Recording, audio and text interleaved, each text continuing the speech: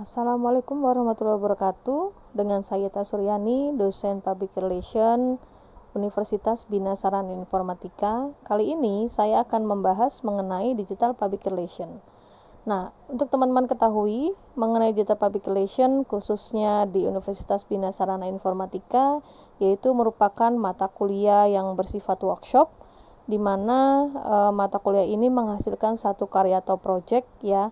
Nah, kali ini dalam mata kuliah Public Relation, mahasiswa diminta untuk membuat materi publikasi maupun informasi yang bersifat online, seperti press release maupun nanti e-brosur yang digunakan pada platform Instagram. Seperti contoh berikut ini.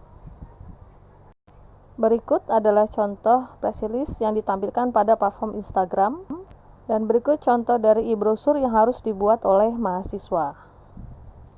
Oke, kita akan kembali ke pembahasan mengenai apa itu Digital Public Relation.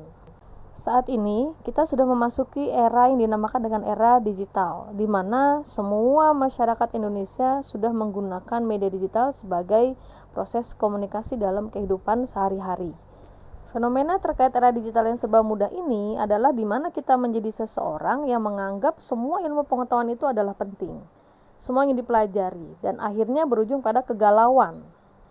Akibatnya, itu membuat masyarakat ingin terus mengetahui apa yang dilakukan orang lain di media sosial, tanpa henti kalau seperti itu. Era digital juga terjadi pada dunia public relation. Kalau dulu PR menggunakan media konvensional, kalau sekarang PR sudah bertransformasi menjadi digital PR. Ada 3 kunci utama yang harus dijalankan praktisi PR ketika memutuskan untuk bertransformasi ke media digital, yaitu meliputi: yang pertama, harus menguasai situasi; yang kedua, membangun pemahaman dan budaya, serta komitmen dalam membangun SDM. Konsep dari digital PR itu sendiri sebenarnya tidak jauh berbeda dengan PR konvensional, yakni proses komunikasi strategis yang bertujuan untuk membangun hubungan saling menguntungkan antara organisasi dengan publiknya. Kalau di PR konvensional menggunakan publikasi media konvensional untuk menjalankan program atau kegiatannya, sedangkan untuk PR digital lebih banyak menggunakan media berbasis internet. PR harus membangun interaksi yang kuat dengan audiensnya di media sosial. Tujuannya adalah untuk menciptakan kesan yang positif, hubungan yang baik, dan meningkatkan visibilitas brand atau organisasi. Untuk aktivitas PR di era digital, praktisi PR harus menciptakan dan menjaga citra positif dengan menampilkan pesan-pesan brand organisasi di media internet seperti website, blog, media konvergensi, dan media sosial lainnya.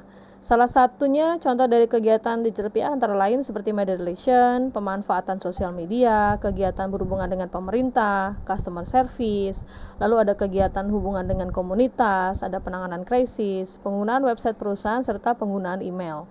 Selain itu, aktivitas dalam digital PR juga meliputi hal sebagai berikut: mendengarkan percakapan publik tentang brand kita di media sosial, lalu mendeteksi isu-isu di media sosial yang dapat mempengaruhi brand dan perusahaan, juga menciptakan konten brand yang menarik bagi publik.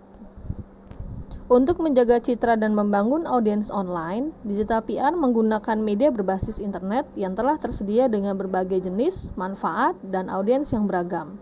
Media yang digunakan sebaiknya media yang memang populer dan relevan dengan target audiens yang menjadi target sasaran.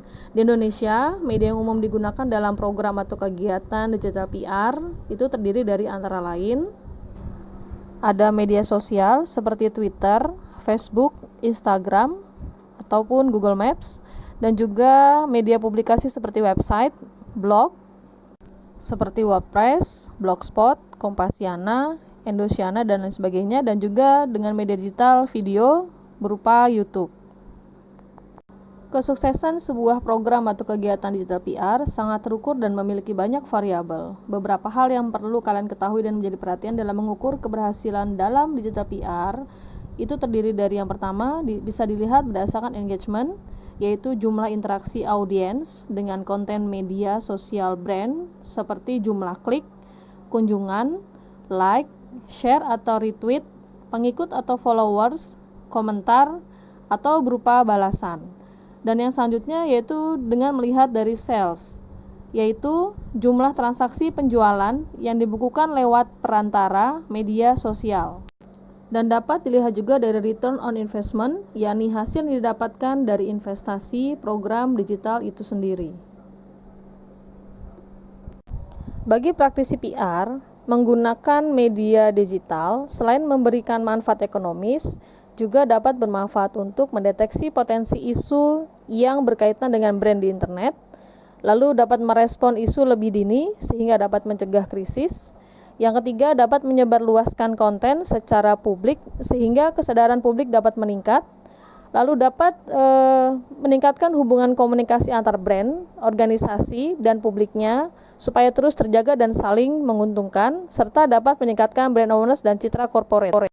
Penggunaan media digital sendiri juga memiliki nilai tambah karena digital PR sebagai bagian dari strategi komunikasi, baik dari segi efisiensi, efektivitas, penerimaan, pencapaian target, bahkan keberlangsungan bisnis. Maka sebab itu, aktivitas digital PR diakui lebih interaktif, lebih atraktif, efektif, efisien, dan terukur bagi brand dalam menyampaikan pesannya kepada publik. Dan keberadaan social media listening tools juga memudahkan PR dalam mendeteksi potensi isu yang berkaitan dengan brand, merespon isu lebih dini dan tepat sehingga tidak berubah menjadi krisis, memantau brand mention dan sentimen sosial terhadap brand, bahkan dapat memberikan peringatan terhadap adanya lonjakan aktivitas. Oke teman-teman, tadi adalah pemaparan mengenai digital public relation. Terima kasih bagi teman-teman yang sudah melihat video pembelajaran ini, dan kita akan bertemu lagi di video pembelajaran selanjutnya.